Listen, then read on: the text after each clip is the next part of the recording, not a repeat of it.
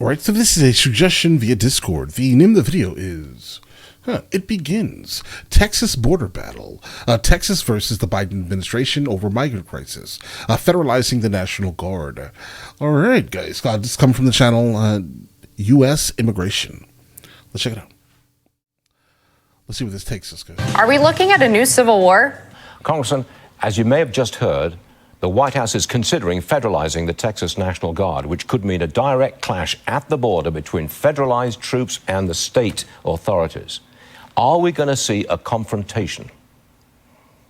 Well, Stuart, that'd be a huge mistake for the Biden administration if they do that. And now we're learning that Texas has already started arresting single adult men and women crossing the border illegally into Shelby Park. Tensions between Texas and the Biden administration have reached a boiling point as the Lone Star State continues to defy an emergency injunction from the Supreme Court and block federal border agents into the state to cut razor wire it's been installing over the past few weeks. 25 other states. I will say, guys, the razor wire is basically pointless and somewhat worthless because they're cutting it anyway. The people that are coming into the country, they're putting things over the wire itself and climbing right over it.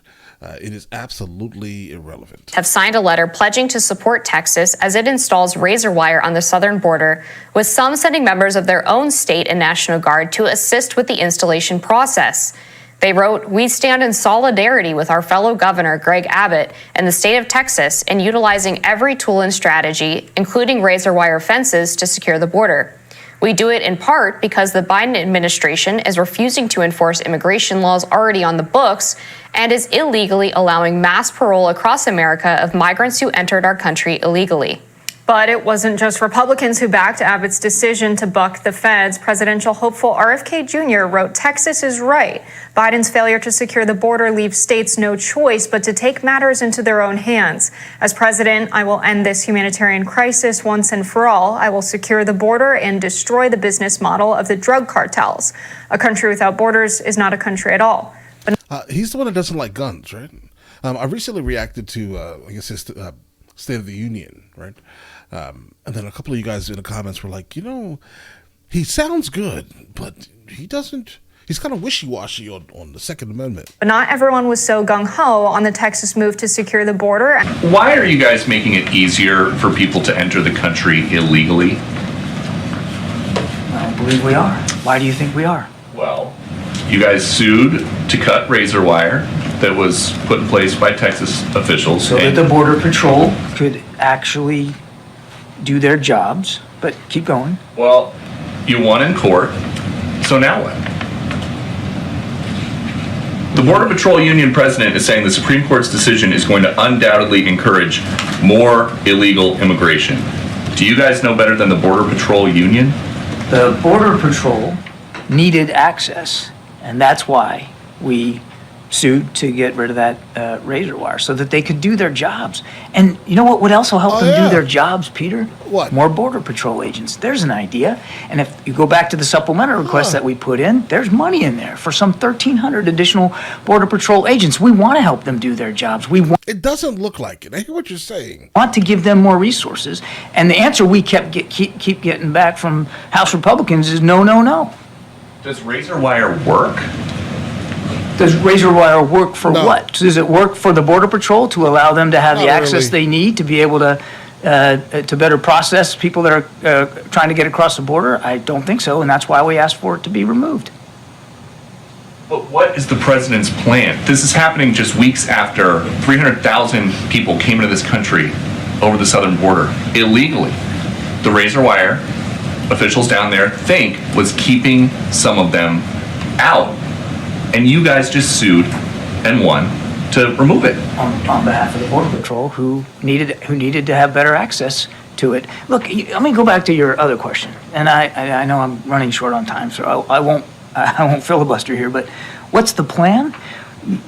Please look at the stuff we've put forward. The immigration reform legislation that the president put forward on day one. The work we're doing in the region. Just last week, we had Mexican officials here to talk about how together we have and will continue to try to stem the flow of migrants. You mentioned the numbers. No question there's a lot of people trying to make that journey, but it's not just to the United States, it's to other countries in the world. It's basically straight to the United States. Well, in the region, we're seeing historic movement. Not since World War II have we seen this many people on the move in this hemisphere. And the Mexicans are really stepping up and trying to do more on their southern border to keep that flow going north lower. And we have seen in recent weeks some success at that. The idea that we don't have a plan or a strategy or we're not taking this seriously is just not borne out by the facts. And, again, if the folks on the House Republican side are serious about border security, and they claim they are, then they should act on the supplemental request and, let's negotiate this in good faith. The president has said he's willing to make compromises. He's willing to negotiate in good faith. So let's have that discussion.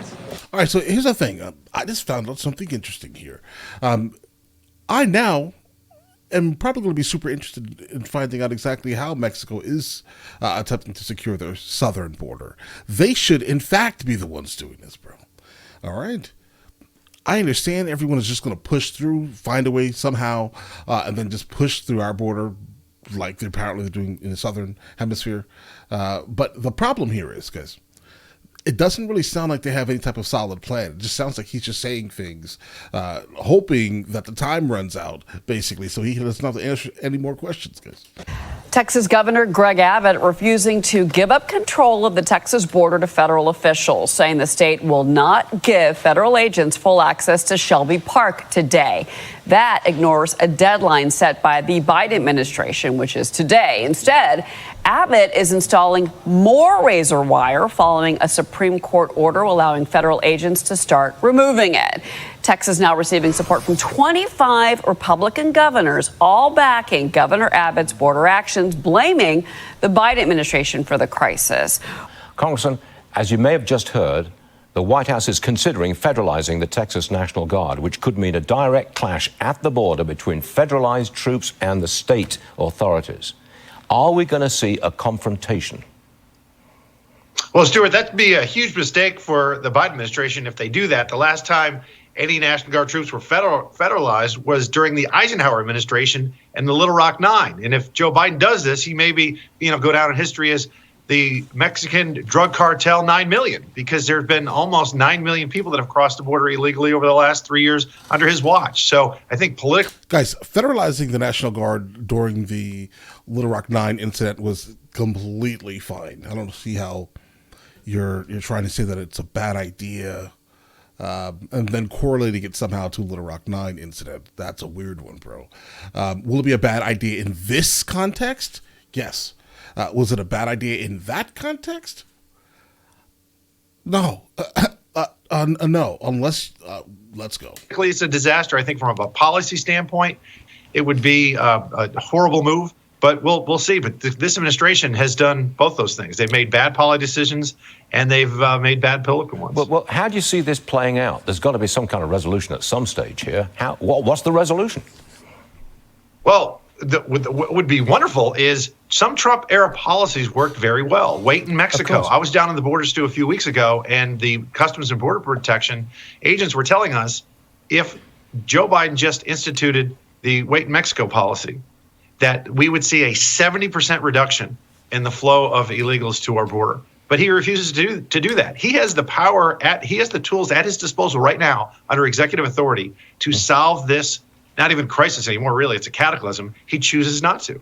It boggles my mind. The Senate discussion, the Senate border discussion, looks likely to collapse because Trump says it's meaningless. That's the impact of Trump's surge on Congress. He's going to wreck, and I'm not saying this is bad or good, but he is going to make those talks collapse on the border. Well, quite frankly, Stu, where we were before, there wasn't anything that was, there was no real teeth in that agreement. It was window dressing, quite frankly. We need, the teeth that we need in there. We need expedited removal. We need wait in Mexico. We need to build additional, if Joe Biden wants to call them barriers and not walls, I could care less. But we need barriers along the southern border. Those are the concrete things that will help mitigate this crisis dramatically. And those weren't in the agreement anyhow. So I do agree with President Trump. We got to get serious and put some teeth into these compromises. The Democrats say, look, the Republicans are just spinning this out. They don't want a solution. They want a political issue for the election, and they're exploiting this as a political issue. What's your response to that?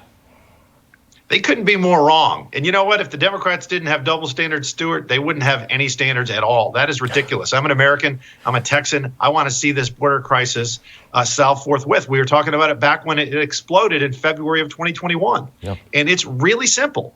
Hey, Democrats, encourage Joe Biden to reinstitute Wait in Mexico. That will solve it right there. I don't know one Republican in Congress that doesn't want to see this resolved. No, bro, go further than that. Firstly, if you're coming from a country, right, and you have a passport from said country, the first country you get to that is safe should be where you stay. There should be no real other access to any of the borders, bro. You're away from whatever caused you to leave your nation in the first place. That's just a political pandering to their left-wing base. It's not true, and it's quite frankly absurd. I'd like to see how this thing's going to pan out over this weekend, because some kind of resolution or confrontation is likely to happen. Congressman Fallon, thanks for joining us this morning. Have a great weekend. See you soon. All right. Yeah, so guys, that's just my opinion. I think that if you are leaving somewhere and you are safe now, that's where you should be. And then anything else after that, you can maybe potentially be able to move eventually, right? Once you have something to kind of offer the place that you're going to. Because the United States of America is suffering in terms of the economy and overall inflation. We cannot afford it, guys. All right? Look at the housing prices right now. But all right, listen, you guys all have an absolutely amazing day. Enjoy your day thoroughly. Guys, before we go, are you guys subscribed to the other channels? Logical Movie Reviews with Mr. L. Boyd along with Mr. L. Boyd Music. Both are found in the description. Check it out.